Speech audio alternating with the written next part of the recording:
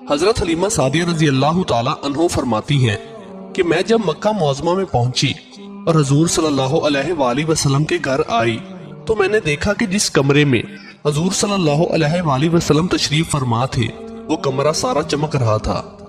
میں نے حضرت بی بی آمنہ رضی اللہ تعالی عنہ سے پوچھا کہ آپ رضی اللہ تعالی عنہ نے اس کمرے میں بہت سے چراغ جلا رکھے ہیں؟ تو حضرت آمنہ رضی اللہ تعالی عنہ نے جواب دیا، نہیں بلکہ یہ ساری روشنی میرے لخت جگر پیارے بچے کے چہرے کی ہے۔ حلیمہ سعدیہ رضی اللہ تعالی عنہ فرماتی ہیں میں اندر گئی تو حضور صلی اللہ علیہ وآلہ وسلم کو دیکھا کہ آپ صلی اللہ علیہ وآلہ وسلم سیدھے لیٹے ہوئے اور سو رہے ہیں اور اپنی مبارک ننھی انگلیاں چوس رہے ہیں۔ میں نے آپ صلی اللہ علیہ وآلہ وسلم کا حسن و جمال دیکھا تو فریفتہ ہو گئی اور حضور صلی اللہ علیہ وآلہ وسلم کی محبت میرے بال بال میں رچ گئے۔ پھر میں حضرت محمد صلی اللہ علیہ وآلہ وسلم کے سر انور مبارک کے پاس بیٹھ گئی اور حضور صلی اللہ علیہ وآلہ وسلم کو اٹھا کر اپنے سینے سے لگانے کے لیے ہاتھ بڑھایا تو حضور صلی اللہ علیہ وآلہ وسلم نے اپنی چشمان مبارک کھول دی اور مجھے دیکھ کر مسکرانے لگے۔ اللہ اکبر!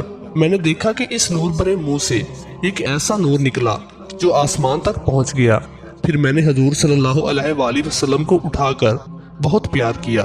پھر حضور صلی اللہ علیہ وآلہ وسلم کو لے کر واپس چلنے لگی تو حضرت عبد المطلب رضی اللہ تعالی عنہ نے ذات راہ کے لیے کچھ دینا چاہا تو میں نے کہا حضور صلی اللہ علیہ وآلہ وسلم کو پا لینے کے بعد اب مجھے کسی چیز کی ضرورت نہیں۔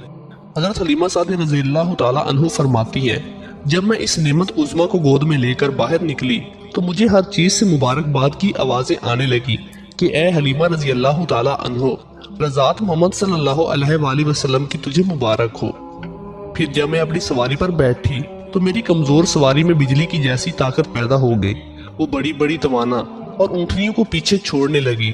سب حیران رہ گئے کہ حلیمہ سعدیہ رضی اللہ تعالی عنہ کی سواری میں یکدم یہ طاقت کیسے آ گئی۔